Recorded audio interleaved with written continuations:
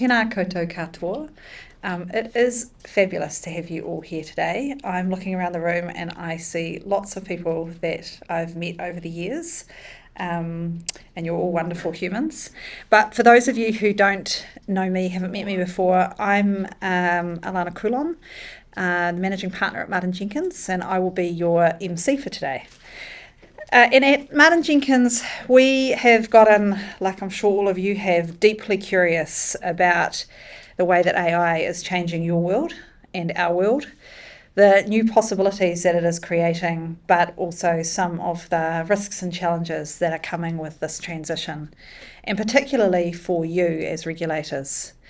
Other thing that's really important to say right up front is that we are co-hosting this event with the Ministry for Regulation, who care deeply about the capability, the performance and the practice of regulators as the system and their system leadership role.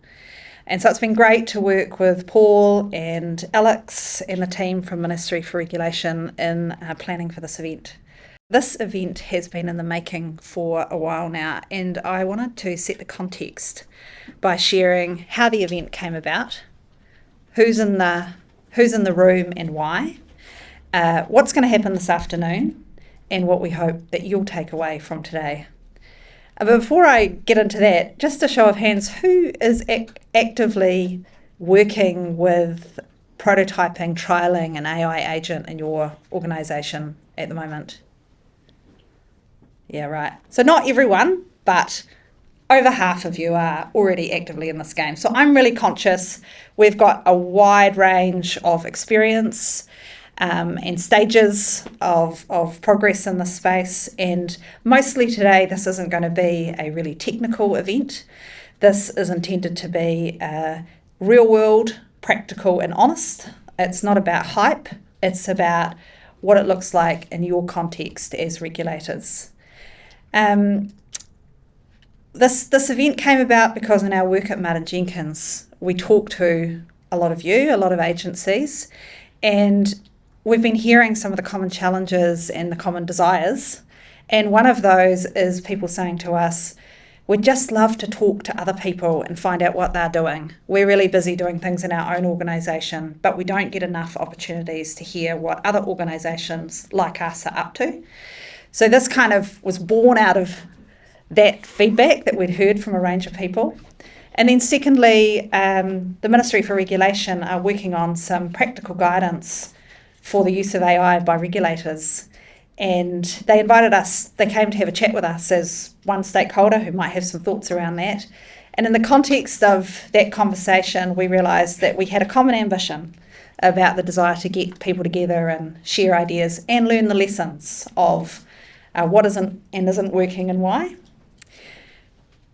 So, just again want to say thank you to Paul and Alex for that partnership, which has been a lot of fun. It's been good getting to know you guys.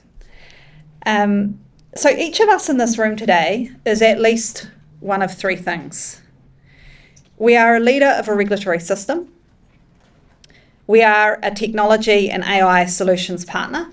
That might be inside your organisation or as an external provider. Got a few of those at the front of the room here.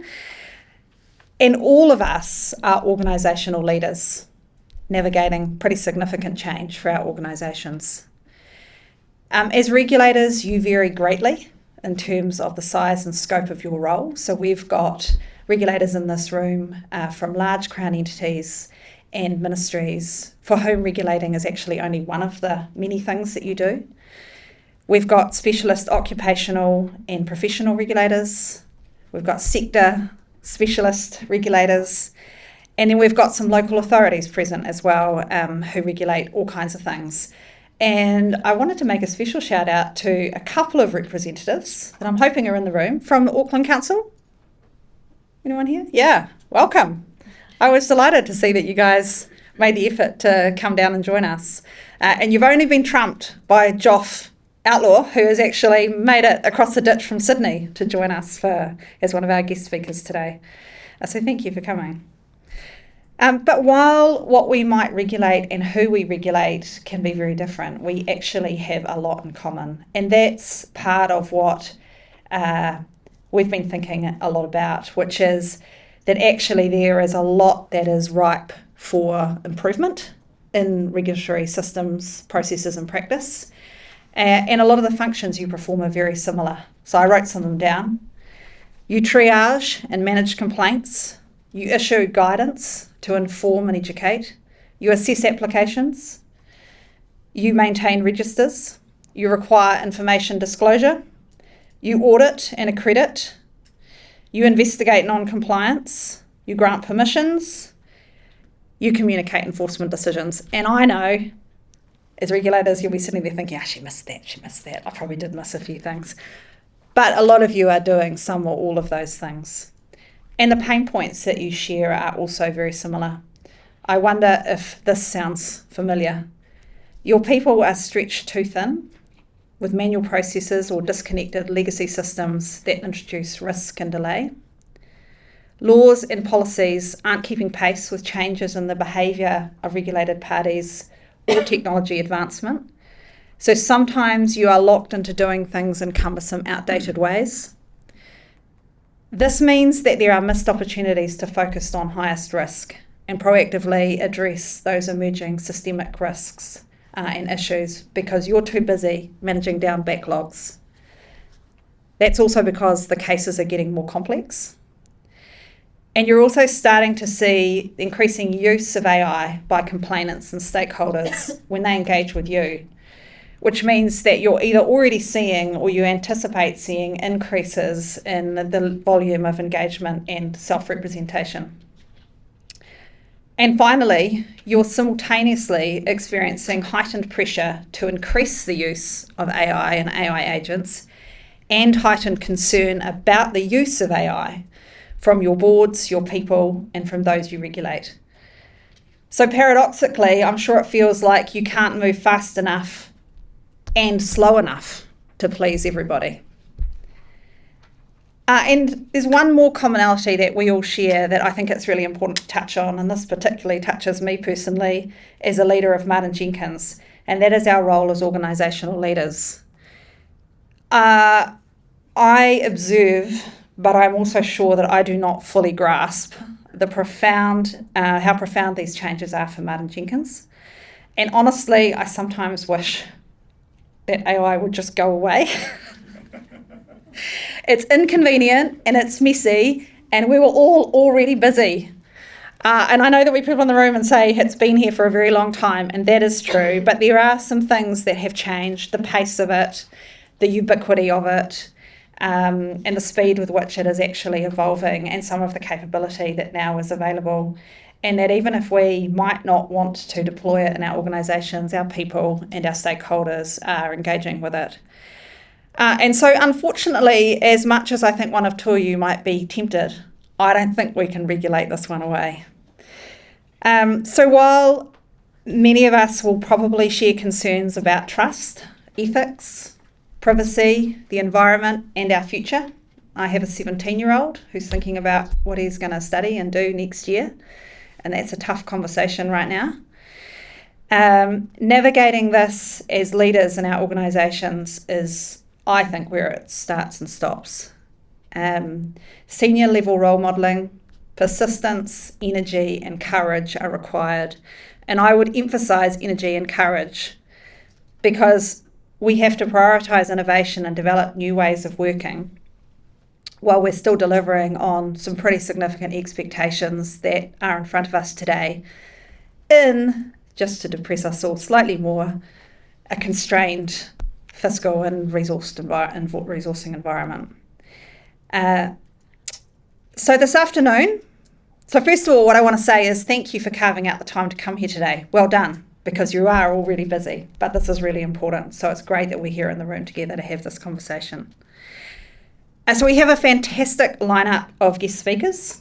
Shortly, I am going to hand over to Paul Delahunty, who is the Deputy Chief Executive of Reviews and System Capability at the Ministry for Regulation. Paul will then be followed by Jared Griffiths, who will share his fascinating experience leading the AI journey of Hutt City Council. We're then going to move to some thought-provoking show and tells from 4 local New Zealand owned and founded AI companies that are developing agentic AI solutions for and with New Zealand regulators and overseas as well, for many of you. And this will be followed by a panel of guest speakers from Department of Conservation, WorkSafe, Education Review Office, and the Parliamentary Council Office. And finally, at the end of the day, I hope that you will all join us for some light refreshments and to continue the conversation. Our aspiration for today is that you leave here with a new idea, a new connection, someone new that you can call when you need a bit of help or advice, and more resolve and confidence to advance AI agents in your organisation while navigating some of those risks safely along the way.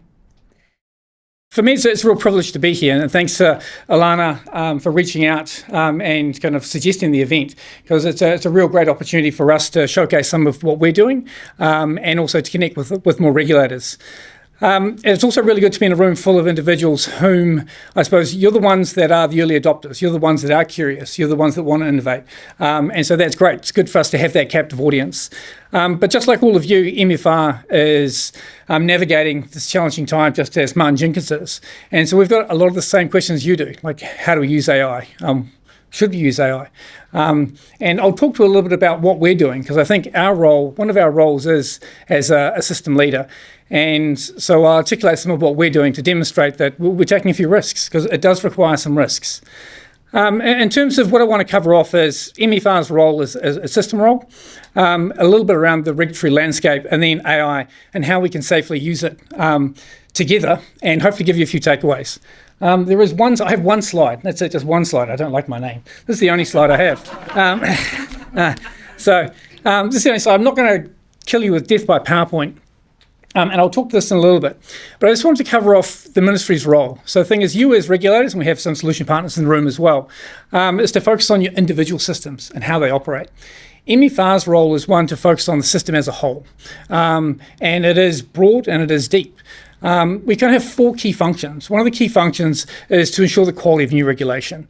And that is around, we review proposals going through Cabinet, and that's our second opinion advice. Another key part of our MFR's role is to improve existing regulation and respond to issues. And that's where we have some teams that do regulatory reviews, and also we have a thing called the red tape tip line that deals with issues.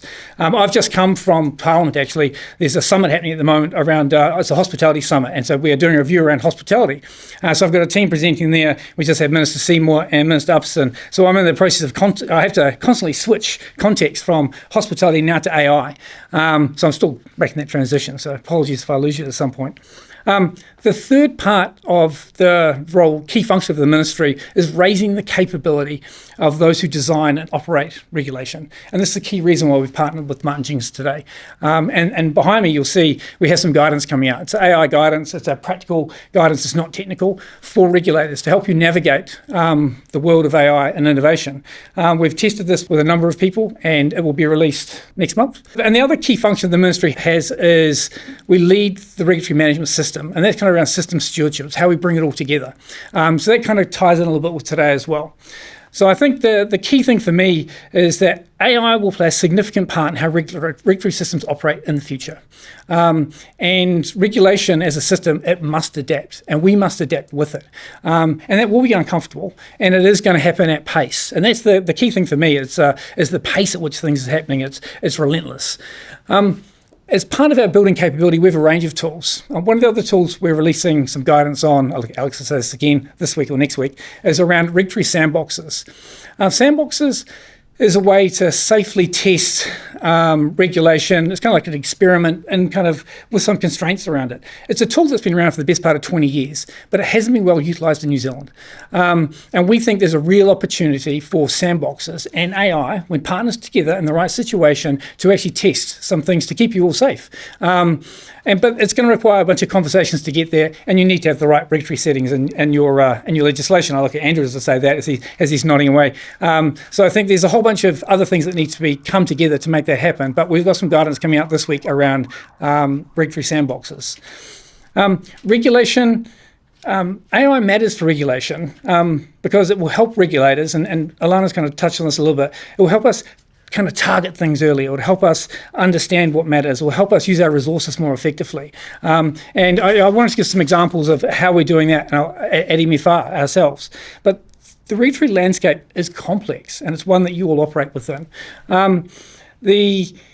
We've done some work, and we've identified 259 regulators across New Zealand. So that number's larger than we had initially anticipated. And so we're doing some work around what that looks like. And it's a complex and crowded space that you operate in. And it's really complicated for regulators and for regulated parties. In today's world, there are risks, and Allana touched on this a little bit, and those risks are evolving quickly, and public expectations around timeliness and fairness, transparency, and accountability, they are growing. AI can help us navigate that, but it can also muddy the waters. And we're trying to understand how best we can use it and the questions that we need to ask. So just a little anecdote, at the MFR Select Committee hearing just before Christmas, we were asked a series of questions by Chloe Strawbrook around how we're using AI around the red tape tip line. The red tape tip line is essentially a web form that enables members of the public and businesses to raise regulatory issues with us. And are we using AI? Absolutely we are. We'd be remiss not to. We're a small organisation dealing with large volumes. But the nature of her questions were more she really wanted to understand, did we still have people involved in the process?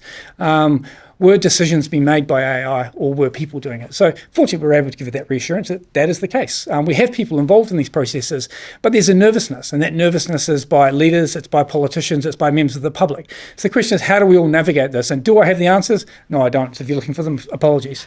So in terms of what do we all need to do, I think I encourage you to learn by doing. I think, and I'll say this as I'm a public servant. As a public servant, we can sometimes constrain ourselves by overthinking things, by seeing too much risk, by overanalyzing. And I think with AI, because of the pace at with which it's changing, we need to actually trial things. We need to and trial things just small, keep it small, adapt, learn from it, and move on. This is something that we've been doing across our reviews. So I think about the first regulatory review that we did, which is going back 18 months. We didn't use AI at all. It's 18 months ago. We're only 2 years old as an organisation. Our last review, which is the telecommunications review, it's going through Cabinet next week, we use AI on a number of areas. We used it to analyse legislation. For the first review, we did that line by line. We had a team of people reviewing that. I won't say how long it took or how many people there were, but it wasn't small. For the last review, we use AI to do that. For our summary of submissions, so when we go out and we engage with our stakeholders, we use AI to help us, summarise this. But we still review things and looked over it. But again, with our first review, we did that manually. It took us 6 weeks. And then we've also used it for all of our workshops. So we've run a lot of workshops, and we use it to transcribe those workshops, pull out the themes. And again, I cannot quantify how much time it saved us, but it has saved us a significant amount of time, and it's enabled our staff to actually focus on the parts of the reviews that can add more value. And the reason I'm sharing this with you is because MFR, we have a role as we're part of the what was called public service. What were we called again, Andrew? We're a central agency. I get this wrong. We're a central agency. Apparently this is really important. And so, as you can tell, I registered that. And so we have this system role. So I think it's really important for us in the centre to actually share some of our experiences. Have we got all these things right? Absolutely not. So with regards to our summary of the submissions process, I know Carol's seen there, the first few times we tried this, didn't work that well.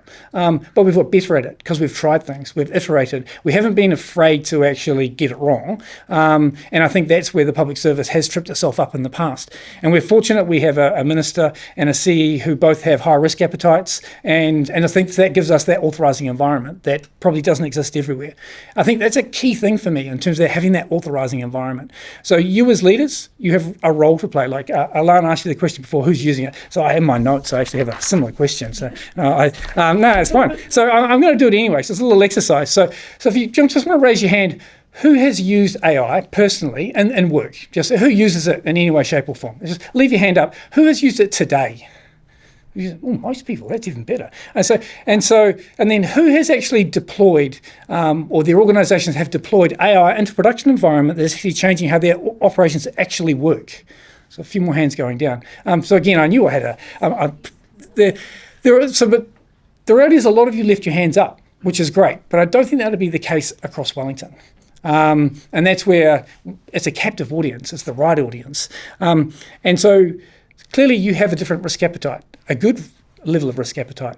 And so what I encourage you all to do is have that conversation with your leadership teams, with your minister, with your boards if you're creating entities, if you haven't already. Because I think finding out where that risk appetite is will help provide the authorising environment for which you need to move forward. So I've got all these notes here, I'm not following them at all, this is terrible. I knew this would happen when I come from another event. That's okay. So let's see what I have missed out here. Here we go. Start something. So I think leadership is critical. And the thing is, we have a lot of the leaders in the room. And the culture that you create is so important. So I encourage you to share how you're using it with your staff and your managers. I've got some managers who embrace it, and others that don't. And that's okay. But understanding that so that we can help them with the journey that they need to go on. And when I go back to my example from the red tape tip line, we're in the process of digitising and improving how we work in that space. And the team, when they've designed things, they are very reflective of that conversation we had at Select Committee. Around needing to ensure that people are involved in the process. And so by having that conversation out loud of them listening to it, it has actually really influenced how we've designed things. I won't keep rabbiting on. In terms of the takeaways, I think it's really important that I kind of didn't cover this thing off. What I want to do here is we are working through the AI guidance, and we will release this in the next month. But I wanted to offer to you all an early version of it once I've got the final approval on it, before it gets up on our websites. We've got all your email addresses. I think it'll be a really valuable tool for your organisations going forward. The key thing for me is change. Just ignore AI. It's anchored in a few things, and it's good governance. It's judgment and accountability. And the implementation of AI is no different in terms of you just need to employ those same principles to AI. The big difference, and Allana touched on this, is the pace at which things are changing. It is relentless. And I don't think we as individuals can keep up with the pace of change.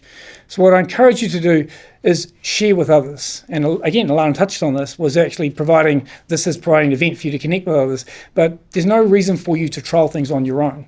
We at MFR, all the trialing we've done today has been on our own.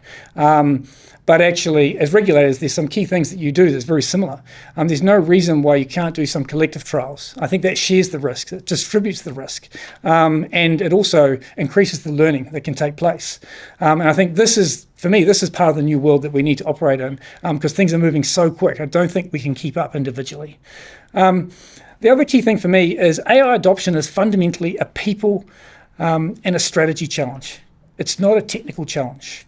I think it's a really key takeaway for each of you. And I'll say this, I look at the vendors on the front row. I am an ex-IT professional, and I underline the word ex. But it's really important that this is driven from the right place. And driving this from a technology solution perspective is not the right place. Sorry, guys. I'm sure they'll agree. And then they're the right vendors. If they're not, then we'll move on to someone else. So I guess to finish off, so our role at MFR is to build system capability. Your role is to build your organisation's capability. We're here to help. We're a very small organisation, so we're going to try to provide tools like this. We also have another tool called the Reg Room. For those, who knows what the Reg Room is? Actually, just see, here we go. Okay, a few. So the Reg Room is it's an online tool we have for regulators that provides a range of training modules for individuals. Some organisations have mandated the training, but there will be a collaboration space on there as well for regulators going forward. So we're building that capability up as well because we want to connect regulators. So I think we don't have all the answers, but we're here to help. So I guess that's it. In terms of, for me, thank you for being here. Thank you for the work you do. I'm really looking forward to the conversations that we have in a little bit from the other speakers. And I just want to finish with a short whakatauki. Wahua e te poro kawa e te tōroa. Let us keep close together, not far apart. So thank you very much. Kia ora koutou. It's a real privilege to be here and just to acknowledge MartinJenkins and the Ministry for Regulation organising this afternoon's event. I think what you've heard, the power of coming together and actually sharing what each other is doing and understanding what's possible, I think there's a huge benefit in that. And I also think some of the points that Paul made will be reinforced in some of the things I reflect on as well, which is also good because you'll be getting some consistent messages, particularly around leadership and how to approach it. So 2 years ago, Hutt City Council made a really calculated decision that we thought AI could help us do more with less without necessarily impacting the services that our community valued. So today I'm going to share what we learned, how we approached that, and why I think organisations really can't wait any longer to transform how they operate using AI. So our leadership team kicked off conversations around AI in early 2024. And at that point, what we were looking to do is come together as a leadership team and understand what our collective ambition was and what sort of risk we were up for as we approached AI in our organisation. So when we had that conversation, we were approaching it very much from a perspective of what are the challenges that we faced and what tools or approaches could we turn to that would help us navigate through those. So you'll be familiar with council's challenges because they're the challenges of the local government sector. We have been working through a period of sustained high inflation and cost of living impacting our residents. We are fronting up to a decades-long problem of underinvestment in our infrastructure. And we also are working through a significant program of government reform and having to respond to that. In the face of that significant challenge to the sector, we could either look at the scale of it and shirk from it, or what we could do is we can turn to things like AI and technology as a way to navigate through, and that's exactly what we did. With the support of our chief executive at the time, our current chief executive, I led an approach of being an early adopter in the public service. We didn't have all the answers at that point, but what we did see was evidence from overseas that there was definitely potential in AI use and it could transform the way that we worked. So in the last 2 years, we've rolled out AI tools to around 300 of our staff. So for context, that's about everyone who works in a desk-based role at council, so excluding people working in libraries or in our swimming pools. We conservatively estimate that people are saving around 30 minutes a day using those tools. And for us, that's about 44,000 hours a year or about $1 million in productivity released. In practice, what that looks like day to day is that we're turning around work faster. It's often to a higher quality, and we're demonstrating value back to our ratepayers through its use. Our staff have been particularly outstanding in the way that they've adopted and embraced AI. So they've integrated into their work, they understand the risks, and they're using the tools really robustly.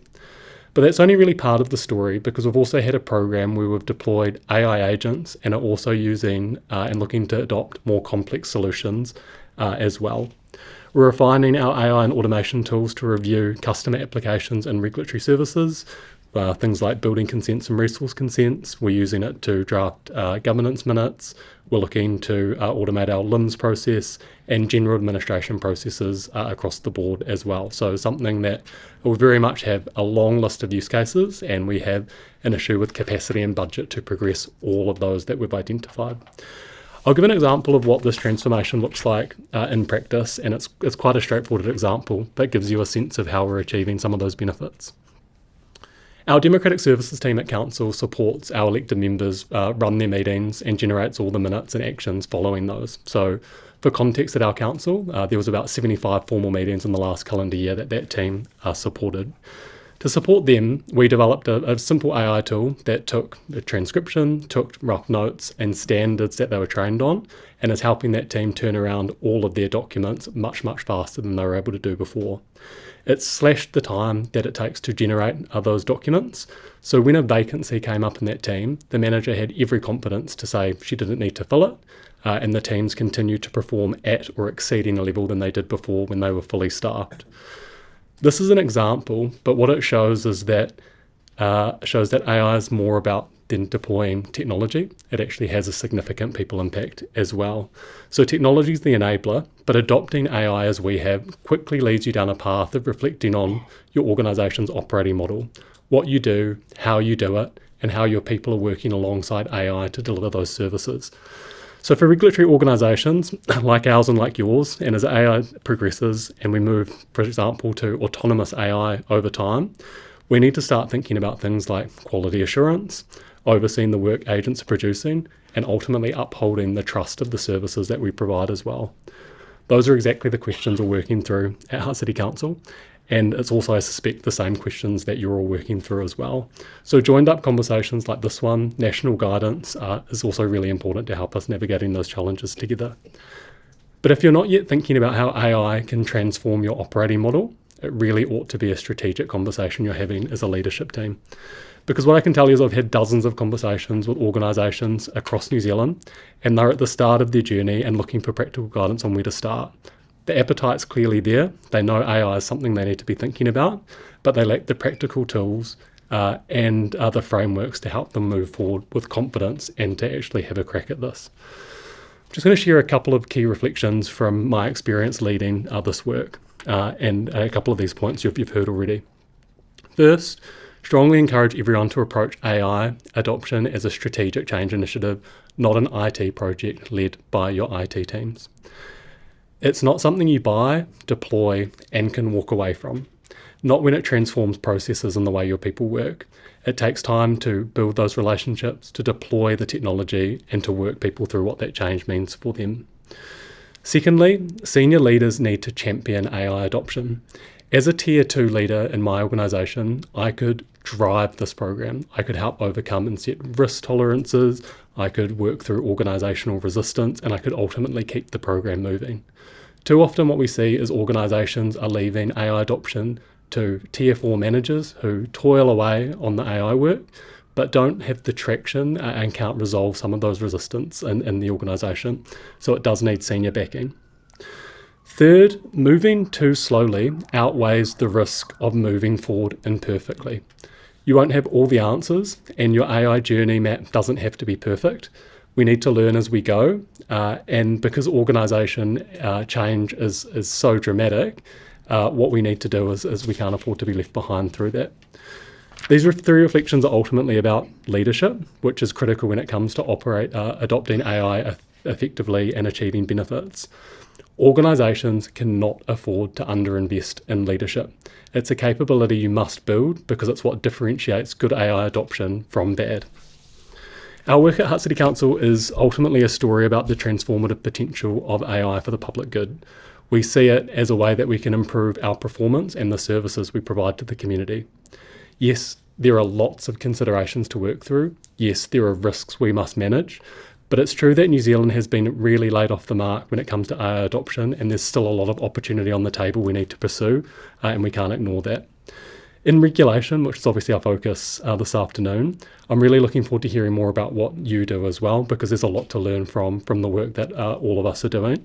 But the potential to deliver better outcomes and services is genuinely exciting, and AI makes it imminently achievable as well. So I'm really looking forward to continuing this conversation both in the room and beyond, and looking forward to the rest of the event. Kia ora.